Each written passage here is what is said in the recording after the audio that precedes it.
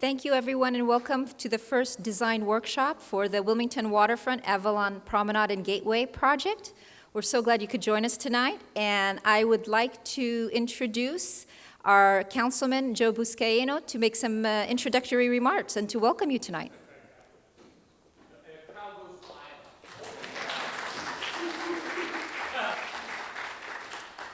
Thank you, Dina, and thank you all for joining us of what is one of, I believe, three community outreach meetings on discussing the future of the Avalon Promenade.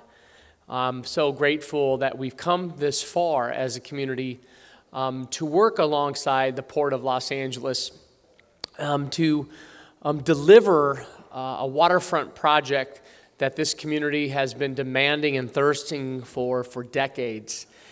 Just know that the future of the Wilmington waterfront is focused on connecting the community with their waterfront, creating open spaces, developing visitor-serving opportunities in and around the Port of Los Angeles. This waterfront belongs to the people of this great city. The pedestrian bridge project that will be discussed tonight will improve access from Wilmington to the waterfront by constructing the new pedestrian bridge. I was actually inspired by some concepts that are on the board this evening that you can all take a look at. And I see that you have working tables, working groups that are formed here with highlighters and Post-its, and this is what makes a community project thrive, is your input. The project will also construct an entry plaza, a gateway featuring welcoming, that will welcome visitors to the Wilmington Promenade, both near and far. And just know, my office alongside the port recently commissioned an Urban Land Institute, the ULI, to visit our waterfront to study the area between C Street and Harry Bridges and its connection to the Wilmington waterfront area. And looking forward to the release of the report. It's important that we not only connect people to the waterfront, but also be able to provide commercial retail opportunities at the mouth of Avalon coming into this waterfront. We are, as you know, with the Wilmington Arts Alliance, we, in partnership with these amazing artists, we're reimagining Avalon Boulevard. We brought in L.A. Moss, investing a lot of money into the Wilmington Town Square Park, moving forward on that project, and we're hoping to invest. Have people come in and invest, bring in new businesses and housing along the the Avalon corridor. So please know that I continue to be committed to improving and revitalizing our waterfront and communities, and I also urge you to continue to be involved and participate. Your suggestions are valuable as members of this community because you live here, many of you work here. And I just know that this is, again, one of two or three of these types of community events that we'll have to get input as well. So thanks again for joining us, and really appreciate your presence here as we move forward on creating an amazing Wilmington waterfront, and I'm just so blessed to be a part of it. Thank you very much. Dina? Yeah. Thank you, Councilman. Just an introduction of myself. My name is Dina Arian-Zalen. I'm Assistant Chief Harbor Engineer, and I'm over the Waterfront Group for the Engineering Division at the Port of Los Angeles for both San Pedro and Wilmington. But the main person that you guys need to know is our project manager for this project and the overall project manager for Wilmington, Hugo Cisneros. So please, come on up, Hugo. Thank you, Dina. Thank you, Councilman Buscaino. And thank you to the community. Thank you for coming out this evening. This is a very important meeting. We're happy you're here. We have a lot of things we want to share with you. And most importantly, we want to hear from you. This is your opportunity to provide input. We've had many community meetings where we're giving updates on the Wilmington Waterfront Promenade, and a lot of questions and comments and suggestions come up. And tonight is your opportunity to provide those comments. So again, as Dina mentioned, my name is Hugo Cisneros. I'm a civil engineer with the Port of Los Angeles, and I'm the project manager for the Avalon Promenade and Gateway. So tonight's agenda, we're going to briefly go over the Wilmington waterfront and the objectives for the Wilmington waterfront. Then we're going to get into the Avalon Promenade and Gateway project. We're going to give a brief description of some of the components, give a site layout, and then we're going to be sharing and exploring together, is kind of our theme here, some of the major elements that we have for the project. After that, we're going to have our workshop, so that'll be the fun part. That's where we kind of break out into the tables that you're sitting at. We have nice big boards out on the table with markers and pencils and Post-its, so you can jot down your ideas. You're free to write on all these, write on the boards, and then we'll go on to the next steps. So briefly, this is the Wilmington Waterfront development. As many of you are aware, the Wilmington Waterfront Park opened in 2011. The next phase, which is approaching 80% design, is the Wilmington Waterfront Promenade, which includes the area here where Banny's Landing is. And then the project that we're here to talk about tonight, the Avalon Promenade and Gateway. And this is the project that'll bring the waterfront all the way from the water's edge up to Harry Bridges Boulevard. So there's an extension of the waterfront, bringing it closer to the community of Wilmington. The objectives for the Wilmington waterfront, we have 5 major objectives. Connectivity, again, we want to bring Wilmington close to the water. We want to provide an iconic space, either an iconic experience or iconic structure. We want to celebrate Wilmington. We know Wilmington has a rich history. We've heard that in other public presentations we've had, and we know there's a lot of ideas out there, so we want to explore those options. And we want to provide a sustainable project. It's nice to have it nice and pretty on day one, but we want to make sure that it's sustainable for the years to come. And of course, commercial opportunities. So again, we want to hear what you have as far as ideas to help us explore the ideas of providing additional commercial opportunities for this project. So next up, I would like to introduce Mr. Ray Ferris. He is the project manager for T.Y. Lin, and he'll continue with the presentation. We are here to get your opinion, to get your ideas, to collect your thoughts. We are going to be presenting a number of themes throughout the presentation, and we are going to be looking forward to working with you to get your input. So every project has many challenges, and certainly this one is no exception.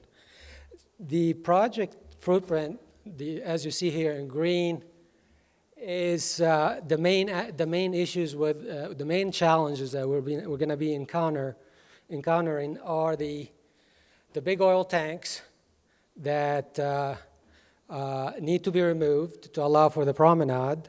And to the south is the railroad tracks operated by Pacific Harbor Lines that we need to cross over to make the connection. So what is the promenade and what are the main elements? So to the north is the entry plaza, and that's the point where Avalon Boulevard turns into the promenade itself. So the promenade extends through an open space and connects over the railroad through a pedestrian bridge and lands into the waterfront promenade. One more important element to our work here is the parking and the location of the parking. And we'll talk in details about some of the ideas and some of the thoughts that we need to get from you in terms of locations of the parking. So Noel will be following me here. Noel is our lead architect. He'll be talking about the various themes for every single element of the project. So as we look at the entry plaza, what kind of plaza we're looking at? Is it traditional? Is it urban? Is it formal? Is it iconic? There are a number of ideas there. As we go through the promenade, is it a meandering promenade, or is it a direct connection to the waterfront? Also, the bridge itself, we know it needs to be iconic, it needs to be a regional draw, but also there are a lot of types of bridges that iconic bridges that we will be presenting, and the theme is to whether we need to be looking inwards and maximize the experience through going through the bridge, or looking outward, maximize the views and so forth. So Noel will talk in details about those. Thanks. Hello, everyone. Thank you for having us. As Ray mentioned, we're really excited about this project. It's a fantastic project. Linking landscape and bridges like this is always a dream. So as Ray and Hugo both mentioned, we're just getting the ball rolling on the design side of things. We have not designed anything. We have lots of ideas. There's lots of promising opportunities here, but we're only half the puzzle. You guys are the other half, and so we really need your input and feedback. So I'm going to show you basically the images you've already seen as you came in. I'm going to talk a little bit about why we picked them, what they might mean for your project specifically. And really, we want to hear what you think in those comment sessions later on, in the questionnaires. Good comments are just as helpful as bad comments. Sometimes bad comments are even more helpful. So I'll take you through each of the elements, kind of starting at the top and going down, and we'll quickly go through these, and then we can get our hands dirty in the nitty-gritty with the pens. So for the entry plaza, like Ray mentioned, there's a couple different characters that we could have this sort of gathering place be. It could be sort of a more traditional space like you see here, where you maybe have more traditional signage that says Avalon Promenade, or anything really that you guys choose, maybe a name yet to be determined. This example here has a really clear axis. That axis is really highlighted by a row of trees, palm trees, really iconic for LA, but maybe you prefer something different. And this really sets up a very formal entryway, for example. So again, this is just a project that is out there in the world. There's many other kind of traditional examples like this. This is just one sample of a traditional entry plaza character. Now, kind of going a little bit more artistic than that, instead of your more traditional literal signage, you could get more of a sculptural, experiential gateway type experience. And this might be something that you inhabit instead of just reading about.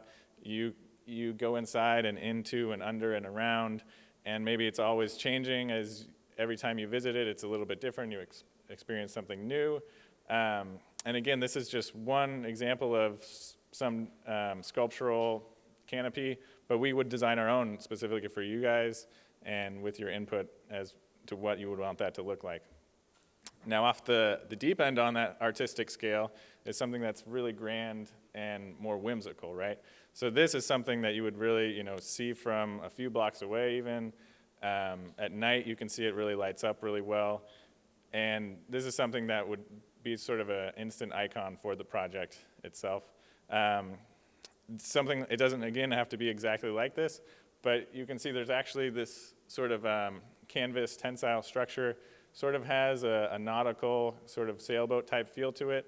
So maybe that's a material that, maybe if you don't like the shape, maybe you like that material, we could play with that in other ways for other experiences or things like that. So any little cue like that you want to pick up on, please just jot it down in your notes, talk about it in your groups, and we want to flush all that good juices out. On the other end of the spectrum for entry plazas, you have kind of more of an urban type experience. So this doesn't have that grandiose overarching structure. It's much more understated and regal. Maybe you like that experience. In this situation, you see it's described by sort of a lot of paving and not so much landscaping, but maybe highlighted by a key kind of formal sculpture, maybe a statue to a founding member of the community or something else important like that. Now, as we go through the entry plaza, we're now into kind of the bulk of the project. The meat and potatoes is this large open space. So we know we want to get from A to B, and we know we have all this land to do it in. And so what do you guys want that to look like? Really depends on what you want to use it for. And so those uses are the first thing we want to get out of you. What do you envision doing in a space like this? And there's different types of uses that we could envision for this site. And so what we've developed here is kind of a scale. So you have on the left side passive uses, and on the right side active uses. So passive uses would be things like a really rich, lush landscape that you don't really go into. You just kind of kick back and enjoy it, watch the birds frolic in and out of it. Maybe at most you do kind of like what they're doing here, take your dog for a stroll through the garden kind of a thing. On the other end of the spectrum is more active use. So that's a landscape that you really inhabit. You get in there, maybe like this example here, it's a mowed lawn that is fresh and ready for you to jump on top of and play games, picnic, sports, exercise, stuff like that. Now, you might want a little from column A and a little from column B. That's totally cool too.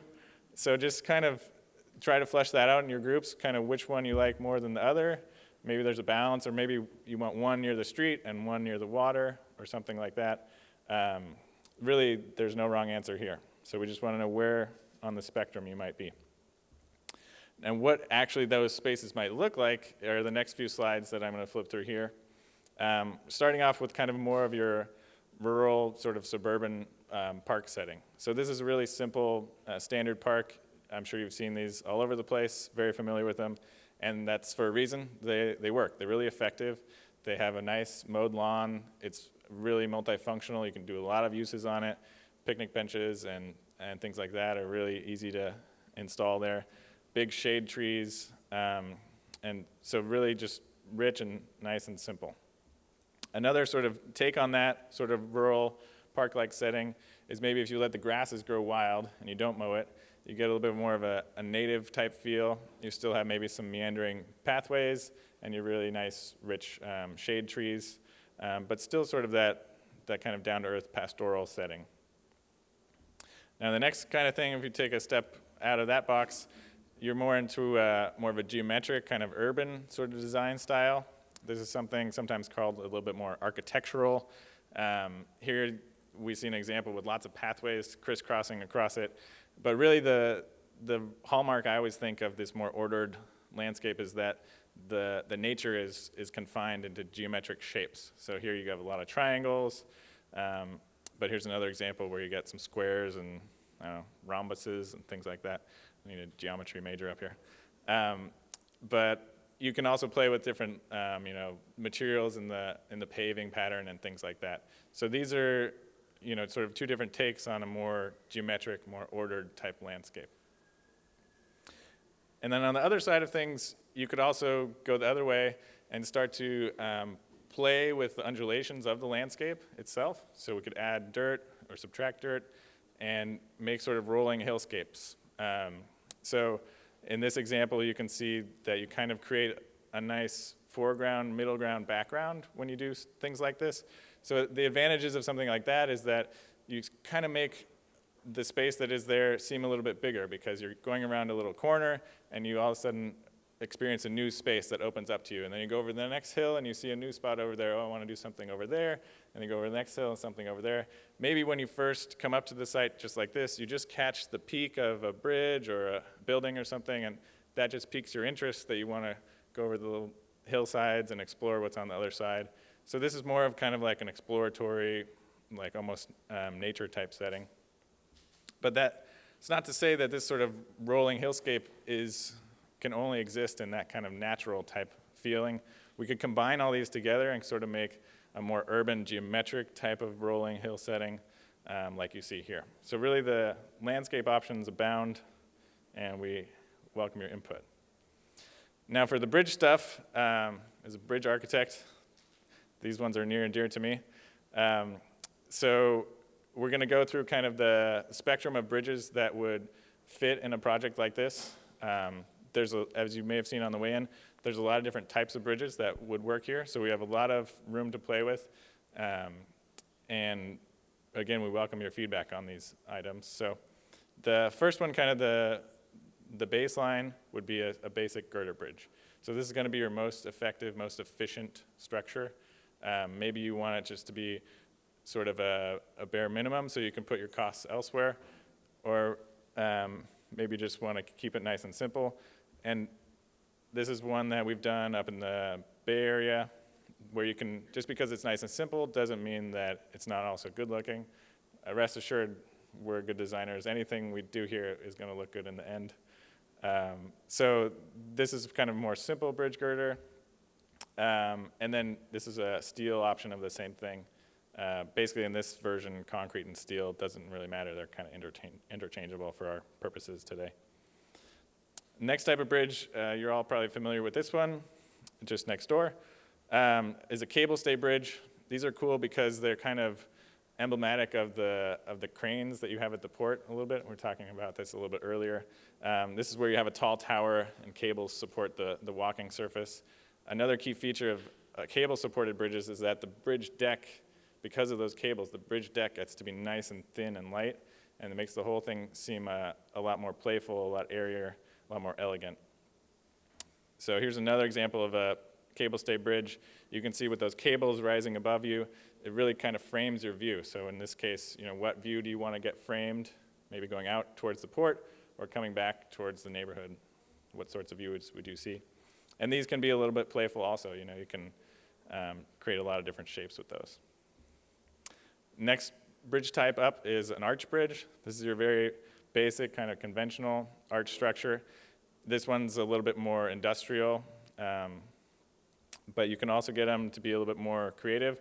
This is, all those members of that previous arch are kind of combined into one really slick contemporary style here.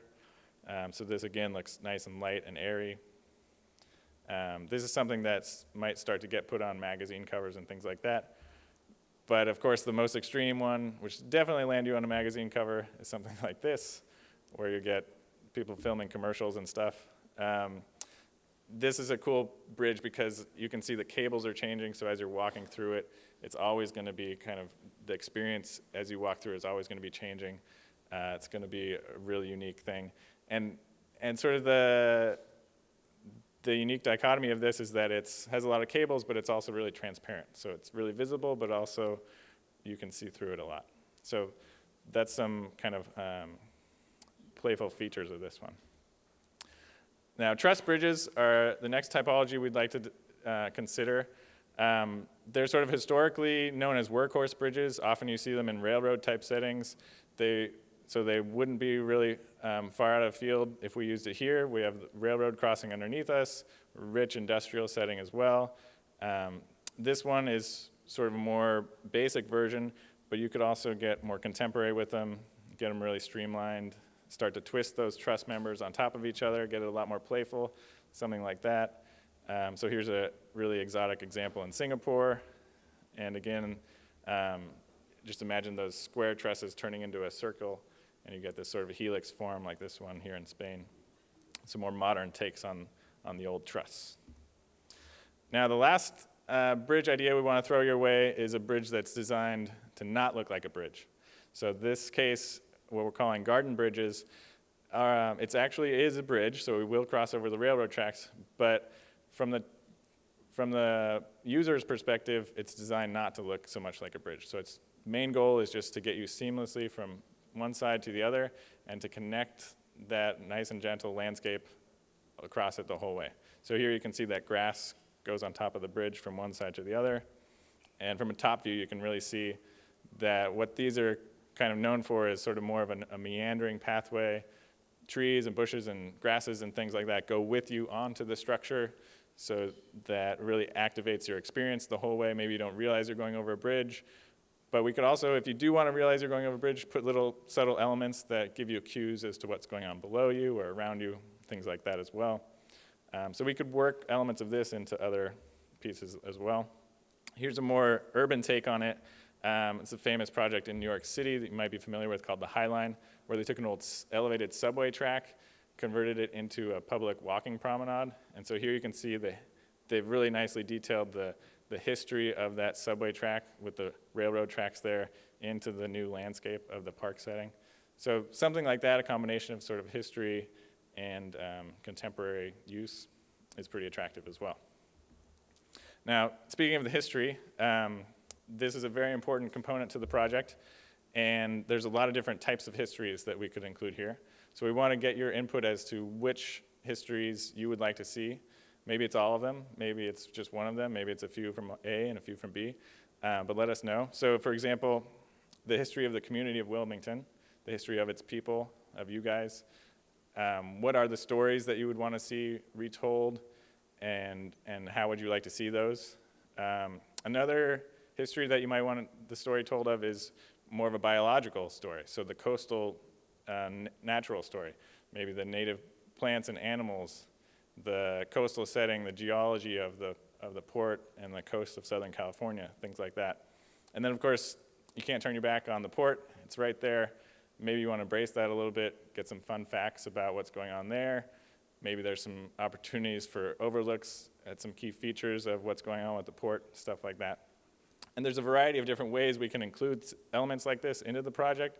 It can be more literal, like signage with plaques, like you're going to a museum or something like that, where you're reading about it. But it can also be more interactive and more engaging, where we're kind of dropping little subtle cues all throughout the project, kind of like you see in the upper right there, where maybe it's like etchings in the ground or on walls and things, where you don't really realize that you're learning until you get there. Maybe it tells the story as a timeline. As you go from A to B, you're kind of retelling a story of that history as you go throughout the project.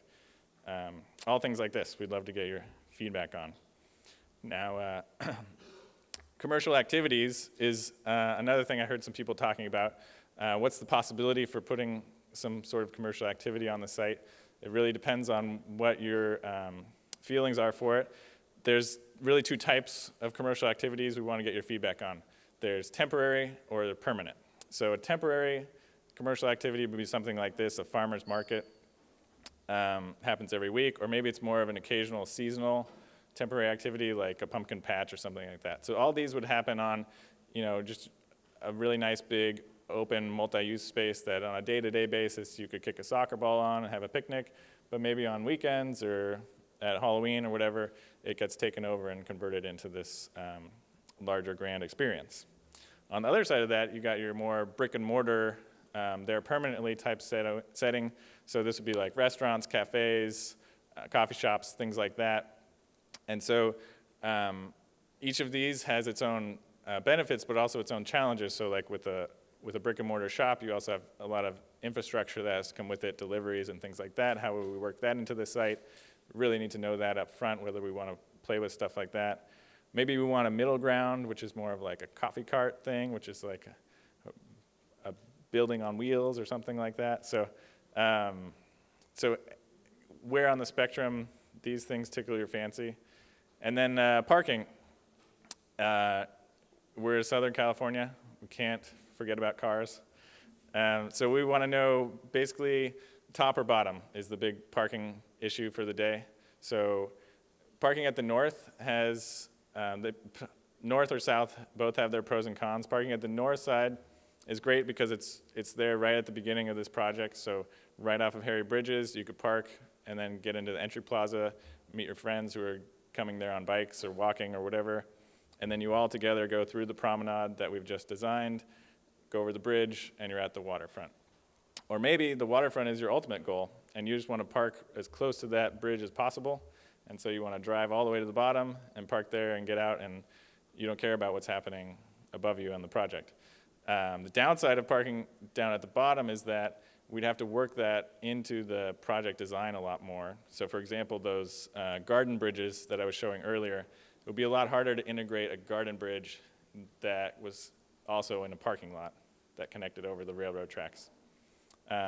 So really parking kind of top or bottom is the issue for the day there. And then another component not to be forgotten about is public art. We will have public art. There's going to be 1% of the construction costs set aside for this, and that artist selection will go through the LA Department of Cultural Affairs. Sustainability, as Hugo mentioned, and Ray, it's one of the overarching project goals, not just for this project, but for the whole community. So we'll do our utmost to incorporate, all the sustainable elements that we can: permeable paving, bioswales, native plants, low energy lighting like LED lighting. And so with that, I think it's time to get our hands dirty. So those are all the features that you see there. Please fill out the questionnaires, and Ray will tell you how to proceed from here. Thank you.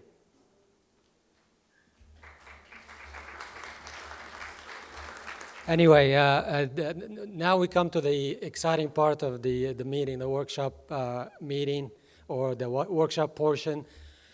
You already have the plots in front of you, and the markers. There will be a facilitator at each table to guide you through the process of putting your comments and your thoughts on the drawings. Also, there is a questionnaire. Let's not forget about that. We like to get your answers.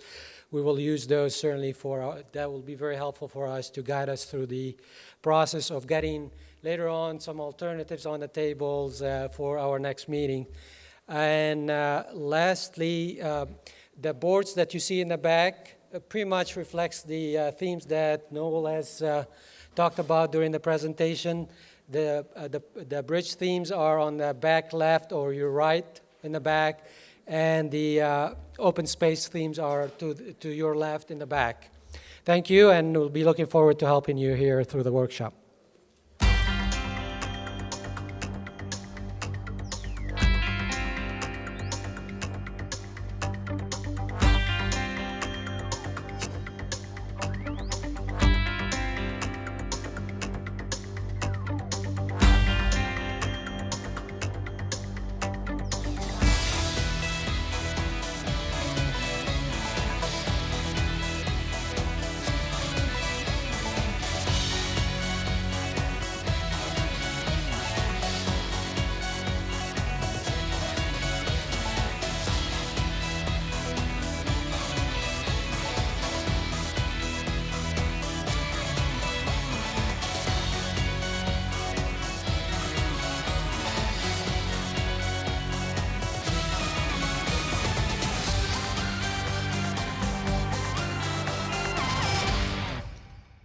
Before we close tonight's workshop, we wanted to hear a few words from our Vice President of the Board of Harbor Commissioner, Commissioner David Arian.